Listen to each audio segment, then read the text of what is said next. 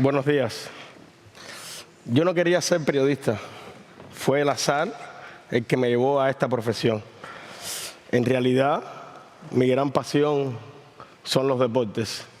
Y como ven, bueno, ahí estoy más grande, ¿no? Pero desde pequeño, mi sueño era ser beisbolista.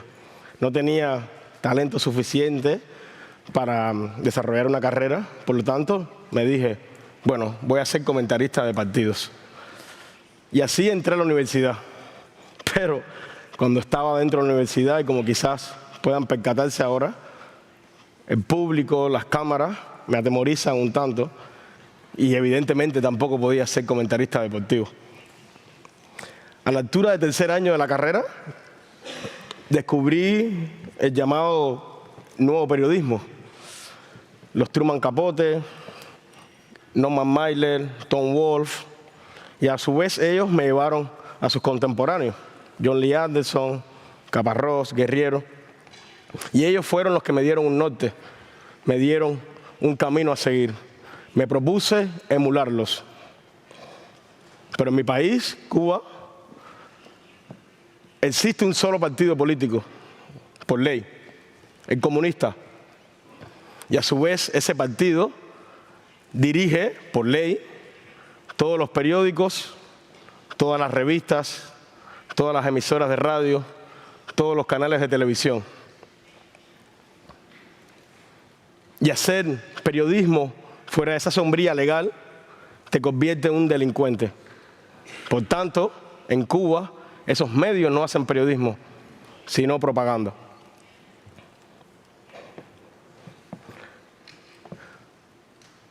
Tres años después de haberme graduado de la universidad, en 2015, el gobierno cubano permitió que sus ciudadanos se conectaran a Internet por primera vez. No escuchan mal, 2015 los cubanos nos conectamos por primera vez a Internet. Y como ese espacio, ese ecosistema virtual no estaba legislado, bueno, pude cumplir mi sueño en un inicio. Unos amigos y yo fundamos la primera revista de periodismo narrativo, independiente, en Cuba. Habían puesto en 33 parques públicos del país, 33 plazas, 33 antenas Wi-Fi, donde una hora de Internet costaba $2 en un país donde el salario mensual era de $30. Prácticamente había que dejar de vestirse y de comer para conectarse a la red. Yo fui el director de la revista durante los primeros 4 años. Mi oficina era en una acera, en la calle, debajo del sol, de la lluvia, debajo de un árbol. Pero así comenzamos a contar las zonas más oscuras que el gobierno había tenido escondidas durante más de 6 décadas. Obviamente se enfadaron y nos fueron encima. Lo primero que hicieron fue bloquear la revista, censurarla. Desde territorio nacional no se podía acceder a la revista. Para ello había que conectarse a través de proxy o de VPNs, si no era imposible. Pero nosotros seguimos contando el país, no nos detuvimos. Y el gobierno dio un paso más allá. Pasó al plano físico.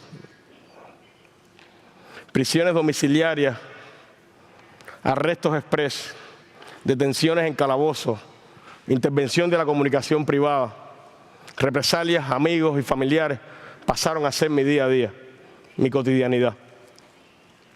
Les cuento una escena para que no lo vean, si no lo ven, tan frío. Estaba un día en mi casa y tocan a la puerta.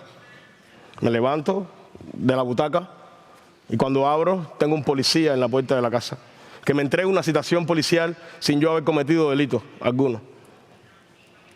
Tenía que acudir a la citación al día siguiente porque si no iba a la citación estaba cometiendo un delito.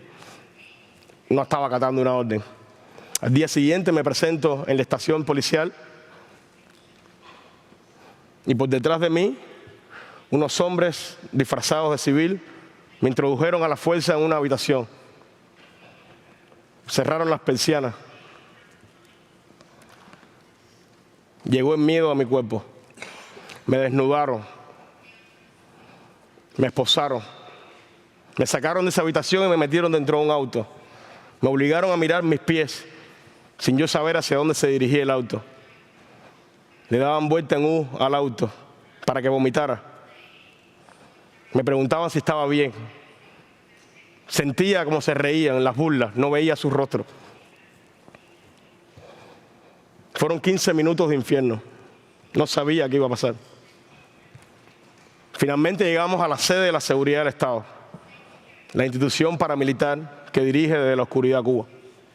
Allí me llevaron a otra habitación, donde me interrogaron durante horas, donde me amenazaron con la cárcel, con destruir a mi familia. Y luego, después de horas, me liberaron. Pero ahí no terminó todo. Cuando llegué a mi casa, horas después, prendí el televisor y en el noticiero nacional de la televisión cubana estaba yo, mi imagen, mi cuerpo.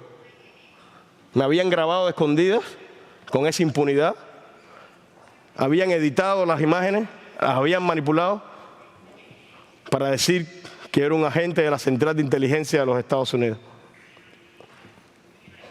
Otra de las represalias que tomaron contra mí durante todo ese tiempo fue dejarme encerrado en Cuba como una especie de prisión política. No me dejaban tener pasaporte. Sí, no querían que saliera de Cuba justamente para que no hiciera lo que estoy haciendo ahora, ¿no? Contar lo que pasa adentro, fuera. Y es así como nace mi primer libro, La Isla Oculta. No conocía otra realidad y me propuse narrar ese territorio donde yo estaba. Es un retrato de la Cuba más subterránea. Historias de activistas civiles reprimidos por el gobierno, la prostitución, el derrumbe del sistema de salud. Me sumergí en barrios marginales donde los ciudadanos tienen como mucho un techo de madera o de cartón. En fin, toda la realidad que el gobierno oculta y no acepta. Yo no quería aparecer en ese libro.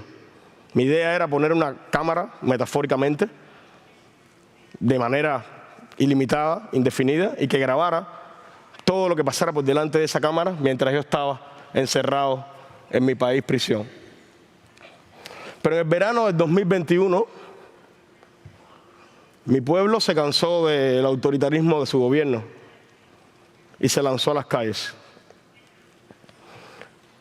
Fueron las protestas más grandes de la historia reciente del país, que dejaron un lamentable saldo de 1.700 presos políticos, alrededor de 1.700 presos políticos, 1.700 personas que solo salieron a la calle a expresarse, entre ellas alrededor de 50 menores de edad. No están escuchando mal, 50 menores de edad.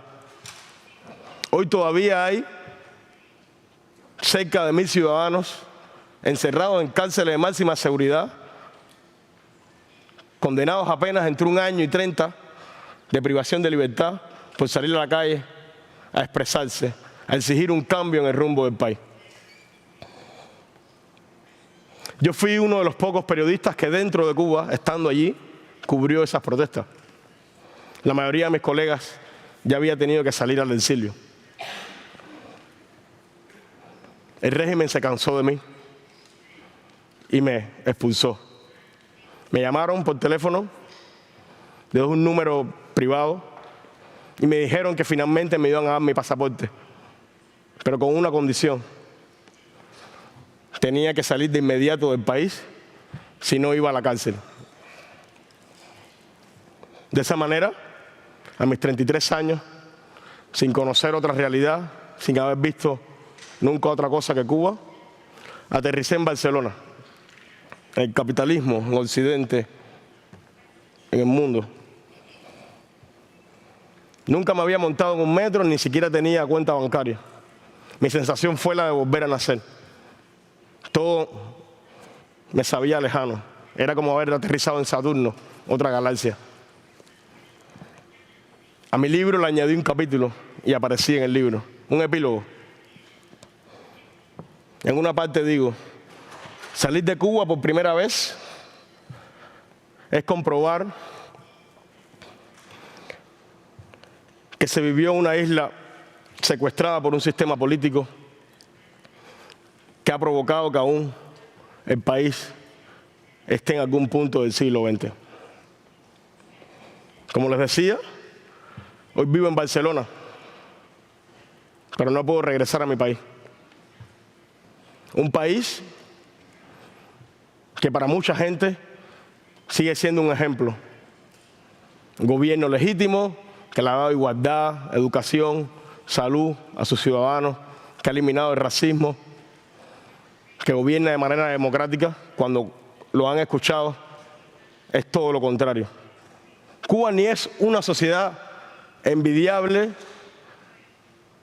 ni es una democracia ejemplar. Es todo lo contrario. Cuba es una dictadura que lo único que ha hecho durante las últimas 6 décadas es socavar el espíritu de mi pueblo.